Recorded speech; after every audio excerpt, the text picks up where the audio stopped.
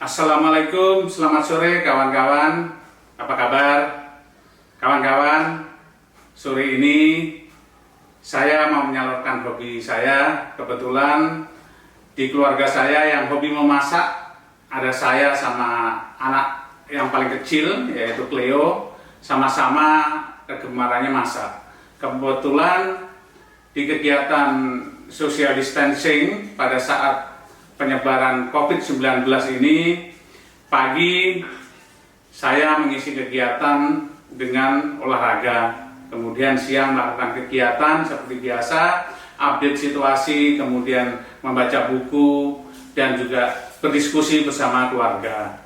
Nah, sore hari ini kawan-kawan, saatnya saya ingin memasak buat keluarga, karena ini bukan hari ini saja, tapi beberapa waktu sejak social distancing ini tiap sore memang sesering mungkin saya menyiapkan hidangan masak untuk keluarga, karena kebetulan keluarga kami, anak-anak kami punya komitmen dan dikasih pengertian untuk tidak jajan sembarangan, tidak kemudian order makanan dari luar, mengingat bahwa di tengah-tengah pandemi corona yang sedemikian menjalar, tentu kita harus berhati-hati, jangan sampai kemudian penularan itu kita dapatkan dari orang lain di luar sana. Kita tidak tahu apa yang terjadi, tapi lebih baik tentu kita menerapkan pola hidup sehat kawan-kawan, termasuk kemudian menyiapkan makanan dari rumah. Dan tentu harus kita sadari dan harus kita yakini bahwa makanan dari rumah lebih sehat, dan insya Allah masakan saya lebih enak, tidak kalah sedap dibanding makanan-makanan di restoran sana. Nah, hari ini saya ingin memasak sop buntut kawan-kawan buat keluarga, dan kemudian juga saya coba untuk membuat daging sambal hijau. Nah, untuk itu kawan-kawan, kebetulan hari ini saya juga sedang puasa, karena Ramadan yang lalu awal-awal puasa setelah pemilu dari daerah pemilihan, yaitu dari Bojonegoro Tuban, saya terkena DBD sehingga harus dirawat di rumah sakit. Pada saat itulah saya tidak bisa menjalankan puasa, dan sekarang ini saya membayar puasa yang saya tinggalkan, karena sebentar lagi puasa Ramadan akan datang gitu. Nah, untuk itu sambil menunggu azan maghrib ngabuburit, saya masak untuk menyiapkan makanan untuk keluarga yang kebetulan istri tercinta saya juga sedang puasa hari ini. Ayo kawan-kawan, bantu saya untuk masak.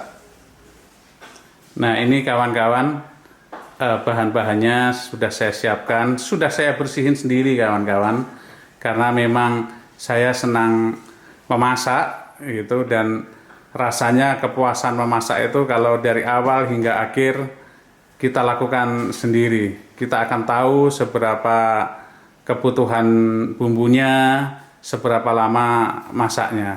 Sebentar lagi kita mulai masak kawan-kawan. Nah, ini kebetulan istri saya ini senangnya nemenin, tapi lebih banyak ngerecokin daripada bantuin.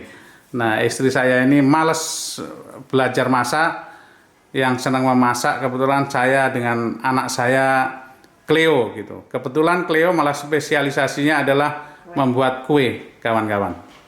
Oke kawan-kawan, sebentar lagi azan maghrib, maka segera kita coba memasak semuanya.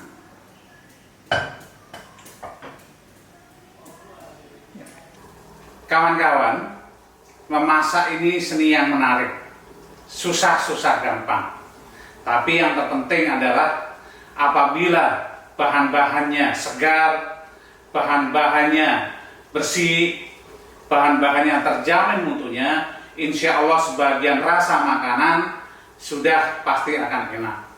Namun masih tergantung kawan-kawan, bagaimana kita memastikan bumbu-bumbunya sesuai dengan bahan makanannya. Namun bumbu saja tidak cukup kawan-kawan, meraciknya juga harus pas, harus proporsional.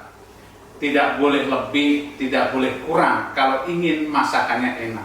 Nah, insya Allah kawan-kawan, apabila bahan-bahan makanannya segar, sehat, bumbunya juga menunjang, dan racikannya pas, insya Allah akan terhidangkan menu makanan yang juga ciamik dan enak. Demikian juga kawan-kawan, sebagai seorang politisi tentu kita juga harus pandai memasak isu. Memasak isu tentu kita tidak boleh memasak isu yang berbasis hoax. Tidak boleh memasak isu yang tidak bisa dipertanggungjawabkan validitasnya. Sebagai seorang politisi yang baik, tentu kita harus memastikan bahwa masakan isu yang kita masak adalah bersumber dari aspirasi-aspirasi masyarakat yang langsung kita dengar. Aspirasi-aspirasi yang segar dan update yang bisa dipertanggungjawabkan. Aspirasi yang berdasarkan sebuah fakta, bukan berdasarkan katanya, apalagi berdasarkan hoax gitu. Nah, apabila kita mendapatkan sumber isu yang baik, mendapatkan sumber isu yang valid dan bisa bertanggungjawabkan, maka tinggal bagaimana kita mencari bumbu-bumbunya, mencari referensi-referensi yang bisa dipertanggungjawabkan, mencari dasar-dasar hukum yang tepat untuk kita jadikan sebagai bahan analisa, sebagai bahan kajian.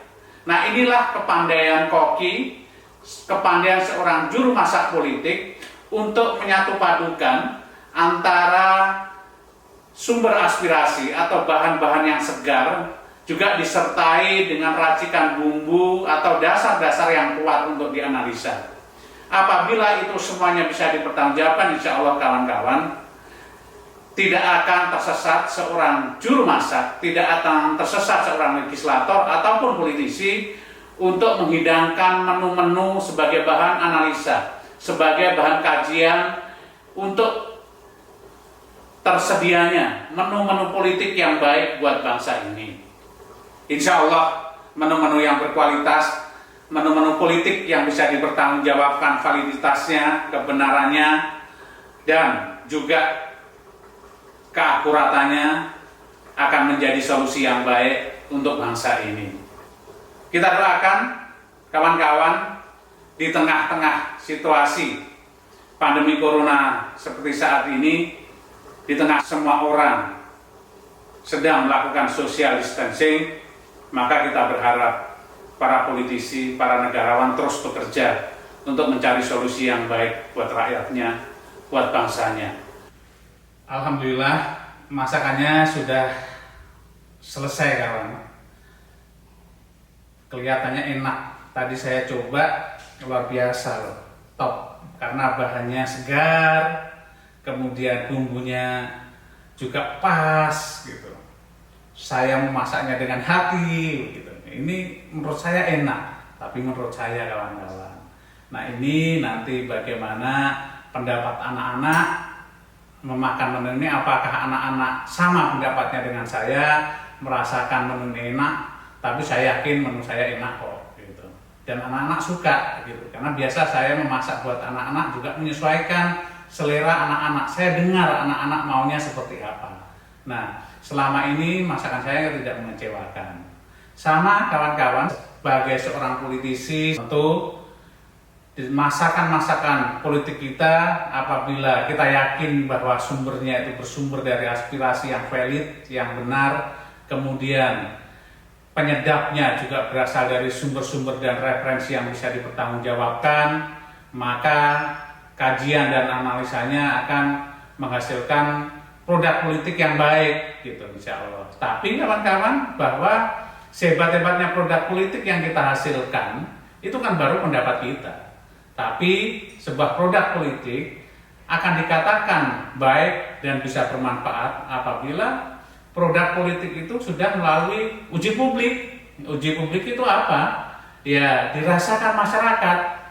Kalau kemudian produk politik itu seperti layaknya makanan sudah dicicipi oleh banyak orang, dan kemudian orang lain mengatakan bahwa makanan itu enak, cita rasa tinggi, seperti produk politik. Apabila orang berpendapat bahwa produk politik itu bermanfaat dan baik, itu namanya baru produk politik yang proven gitu, produk politik yang baik gitu. Makanya memang tidak mudah untuk membuat produk politik tidak mudah untuk membuat kebijakan. Selain kita berupaya dan berikhtiar dan dimulai dari nawaitu yang baik, hati yang baik, yang bersih, pikiran yang jernih, rasional dan objektif, tidak cukup apabila juga publik tidak mengafirmasi atau publik tidak menerima apa yang menjadi produk politik kita. Jadi kawan-kawan, ukuran produk politik itu baik atau tidak apabila dirasakan manfaatnya buat masyarakat, dirasakan manfaatnya buat bangsa, dan bermanfaat buat negara kita ini ke depan. Nah, saya yakin bahwa politisi-politisi muda, legislator-legislator muda ini terus belajar, terus ngangsu kawruh agar betul-betul produk politik yang dihasilkan mampu memberikan kemanfaatan buat orang banyak. Nah, itu kawan-kawan pesan yang dapat saya sampaikan. Selebihnya saya makan dulu sama anak-anak ya kawan-kawan. Saya panggil anak-anak. Dadah kawan-kawan.